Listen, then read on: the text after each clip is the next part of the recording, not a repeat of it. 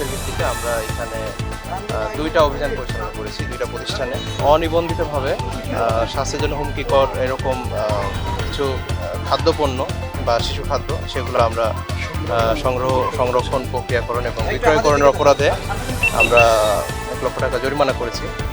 এবং আমরা সেগুলো ধ্বংস করার জন্য আমরা জব্দ করেছি। আর পাশাপাশি আমরা রোমান ট্রেডার্স এখানে আমরা এসেছি, আমরা এখানে দেখলাম যে এদের যেগুলো পেপারস বা যে ধরনের নিবন্ধন থাকা দরকার বেশ কিছু আছে এবং সার্বিক বিষয়ে মনে হয়েছে যে তাদেরকে সতর্ক করা যায় এবং কিছু অনিয়ম পাওয়া গেছে, যার জন্য আমরা সতর্কতামূলকভাবে আমরা 15,000 টাকা জরিমানা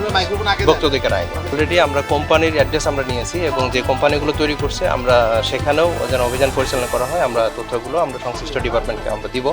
এবং যেহেতু কোম্পানিগুলো রংপুরের বাইরে কিছু আছে আমরা সেখানে আমরা অভিযানের জন্য আমরা